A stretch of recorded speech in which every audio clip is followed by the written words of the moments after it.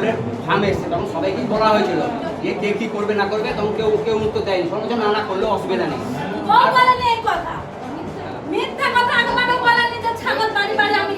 আচ্ছা দাদা তখন ওনারা পানপাড়ায় এসে অভিযোগের মুখে বিধায়ক। আমাদের চ্যানেলে সম্প্রচারিত বক্তব্য সম্পূর্ণভাবে বক্তার ব্যক্তিগত মতামত। এর জন্য চ্যানেল কর্তৃপক্ষ কোনোভাবেই দায়ী নয়। পানপাড়ায় সম্বর্ধনা ও আলোচনা সভা, বিধায়কের কাছে একাধিক অভিযোগ জানালেন মহিলারা। হুগলি জেলার পান্ডুয়া বিধানসভার অন্তর্গত বেরেলা কোচমালি গ্রাম পঞ্চায়েত পানপাড়া এলাকায় পানপাড়া সেচ অ্যান্ড এগ্রিকালচার ওয়েলফেয়ার সোসাইটির উদ্যোগে একটি সম্বর্ধনা ও আলোচনা সভার আয়োজন করা হয়। অনুষ্ঠানে উপস্থিত ছিলেন পান্ডুয়ার বিধায়ক তুষার কুমার মজুমদার, সম্পাদক কালাচাঁদ ঘোষ, সভাপতি অর্ধেন্দু ঘোষ, এছাড়াও বিকাশ রক্ষিত বাসক দে, অশোক বই, অমিতাভ ও নায়ক ও পীযূষ কুমার দে, বিশ্বনাথ নায়ক ও অন্যান্য বিশিষ্ট ব্যক্তিবর্গ। সভায় সোসাইটির পক্ষ থেকে বিধায়ককে সংবর্ধনা জানানো হয়। পাশাপাশি দীর্ঘদিন ধরে আটকে থাকা বিভিন্ন উন্নয়নমূলক কাজ ও এলাকার একাধিক সমস্যার বিষয়েও তাকে অবহিত করা হয়। অনুষ্ঠান শেষে স্থানীয় কিছু মহিলা বিধায়কের কাছে তাদের বিভিন্ন অভিযোগ তুলে ধরেন। অভিযোগ, এলাকায় একটি স্বনির্ভর গোষ্ঠীর নামে প্রায় ৮ লক্ষ টাকার অনুদান মঞ্জুর হয়েছিল ছাগল পালন প্রকল্পের জন্য, কিন্তু সেই গোষ্ঠীর বেশ কয়েকজন সদস্য দাবি করেন তারা এই অনুদানের বিষয়ে কিছুই জানতেন না। বিষয়টি জানতে পঞ্চায়েত এবং বিডিও অফিসে গেলেও তারা কোনো সহযোগিতা পাননি বলে অভিযোগ করেন। গোষ্ঠীটা আমরা একটা দল করি সুজাতা ঠাকুরের কাছে, উনি বললো ৮ লাখ টাকা এনএসের মাধ্যমে এটা পাস হয়েছে অনুদান টাকা। তো আমরা পঞ্চায়েতে গেছিলাম, পঞ্চায়েতে এনএস স্যার আমাদেরকে বললো না। বিডিও গেছি, বিডিও ম্যাম আমাদেরকে দূর দূর করে, আমাদের আগে উনি পৌঁছে যাচ্ছে, ওনার লোকেরা ফোন করে পঞ্চায়েতে বলে দিচ্ছে, বিডিও ডেকে নিচ্ছে। আর আমরা পড়াশোনা জানিনি, গরিব মানুষ, আমাদের টাকা পয়সা নেই বলে আমাদেরকে পা ধরতে শুধু ওর বাকি বলেছে তোরাকে থানায় দেবে, এবার নারী নির্যাতন কেসে ফেলে দেবে।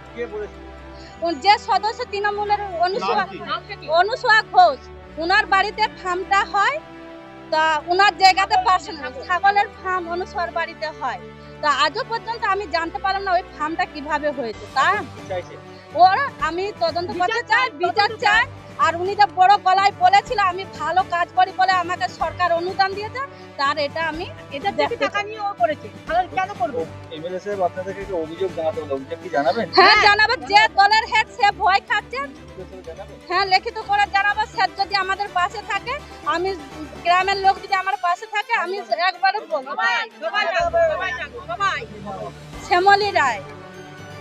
অভিযোগকারী মহিলাদের দাবি, তাদের নিয়ে গঠিত স্বনির্ভর গোষ্ঠীর নামে ছাগল পালন প্রকল্পের জন্য সরকারি অনুদান আসে, কিন্তু সেই অর্থ কিভাবে ব্যয় হয়েছে বা প্রকল্প কোথায় গড়ে উঠেছে সে সম্পর্কে তাদের কোনো তথ্য দেওয়া হয়নি।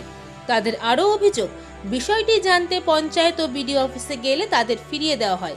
এছাড়াও সংশ্লিষ্ট তৃণমূল পঞ্চায়েত সদস্যরা বাড়িতেই ওই ফার্ম গড়ে তোলা হয়েছে বলে তারা দাবি করেন। এই ঘটনায় তৃণমূল পঞ্চায়েত সদস্যর স্বামী অর্ধেন্দু ঘোষের ভূমিকা নিয়েও প্রশ্ন তোলেন তারা। অভিযোগের প্রেক্ষিতে বিধায়ক তুষার কুমার মজুমদার বলেন, এলাকায় বিভিন্ন ধরনের সমস্যা রয়েছে। অভিযোগকারী মায়েদের আমি বলেছি তারা যেন সমস্ত বিষয় লিখিতভাবে আমার কাছে জমা দেন। অভিযোগ পাওয়ার পর বিষয়টি খতিয়ে দেখা হবে এবং যদি কোনো অনিয়ম প্রমাণিত হয় তাহলে অবশ্যই যথাযথ ব্যবস্থা নেওয়া হবে। পানপাড়া সমবায় জিএফপিসি আমি এলাম, এসে ওনারা যে ওনাদের কিছু সমস্যা আছে সেই সমস্যা নিয়ে আমাকে চিঠি করলেন। কিছু কিছু কাজ পেন্ডিং আছে, সেই কাজগুলো দেখতে দেখতে দেখা গেল কি মায়েদের কিছু অভিযোগ, সেই অভিযোগের মাধ্যমে তাদের দেখে দেখে এখানে ঘর দেওয়া হয়েছে। একটা স্বনির্ভর গোষ্ঠী আছে, গোষ্ঠীটার নাম কি একটা বললো, প্রজাপতি। এই প্রজাপতি গোষ্ঠীতে ওদের যেটা ওদের কথা সেটা হচ্ছে যে এখানে কোনো দুর্নীতি হয়েছে। কিভাবে এই গোষ্ঠীটা হলো, কি হলো, কিভাবে লোনের বিষয় আছে, সব কিছু মিলে ঝুলে ওরা যেটা বললো এখানে কোনো দুর্নীতি আছে। ওরা কিছু জানে না এই গোষ্ঠীর সম্পর্কে, অথচ গোষ্ঠীটা হলো, তার পরিপ্রেক্ষিতে ওরা দুঃখে সেই গোষ্ঠীটাকে বন্ধ করে। কিন্তু এটা কেন বন্ধ হলো, কি জন্য বন্ধ হলো, তার একটা ইনকোয়ারি দরকার আছে। তার জন্য আমি ওনাদেরকে বললাম যে একটা লিখিত দিন আমাকে, তারপরে বিষয়টা কি আছে ভিডিও ম্যাডামের সঙ্গে আলোচনা করে ওনাদের সমস্যা যেটা আছে আপনার কোথায় ওনারা আশ্বস্ত হলেন? ওনারা আশ্বস্ত হয়েই বাড়ি যাবেন। অভিযোগ অস্বীকার করে তৃণমূল পঞ্চায়েত সদস্যর স্বামী অর্ধেন্দু ঘোষ বলেন, যখন প্রকল্পের টাকা এসেছিল তখন গোষ্ঠীর সদস্যদের কাছে পর্যাপ্ত জায়গা ছিল না, সেই কারণে আমার বাড়িতে ফার্মটি তৈরি করা হয়েছিল। বিষয়টি তাদের জানিয়েই করা হয়েছিল। এখন তারা অভিযোগ করছেন, তবে অভিযোগ করার অধিকার তাদের আছে। যদি কোনো অবৈধ কাজ হয়ে থাকে তাহলে প্রশাসন নিশ্চয়ই তদন্ত করে প্রয়োজনীয় ব্যবস্থা নেবেন। টাকা পয়সা আত্মসাৎ করা ব্যাপার না। এটা প্রথম কথা হচ্ছে আত্মসাৎ কিছু নয়। এটা তখনকার দিনে যে ইয়ে ছিলেন, আমাদের ভিডিও ছিলেন, প্লাস হচ্ছে এসডিও ছিলেন, ডিএম ছিলেন, তা ওনারা তখন ওই এনআরজিএসের কাজের একটা মানে তখন ফার্মে যে কোনো ফার্মের একটা ইয়ে আছে যে আমি ইয়ে করছেন গোষ্ঠীতে যে একটা ফার্ম যদি হয় ছাগল ফার্ম, তারা ওটা দেখুন না। তখন মহিলাদের সব ডেকে সব নিয়ে এসে সব কিছু বলেছিল, না ওটা করুন, কোনো অসুবিধা নেই।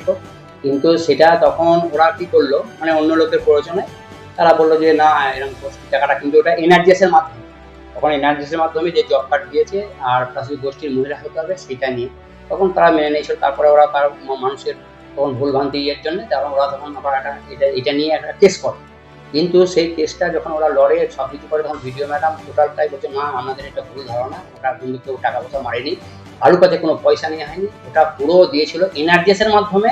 এখন যেটা দিচ্ছে যে গোটারি ফার্ম, একটা পোলট্রির ফার্ম, এটা করে দিচ্ছে যে সেখান থেকে লালন পালন করে, তখন কেউ জায়গা দিতে পারেনি, কোনো কিছু দিতে পারেনি।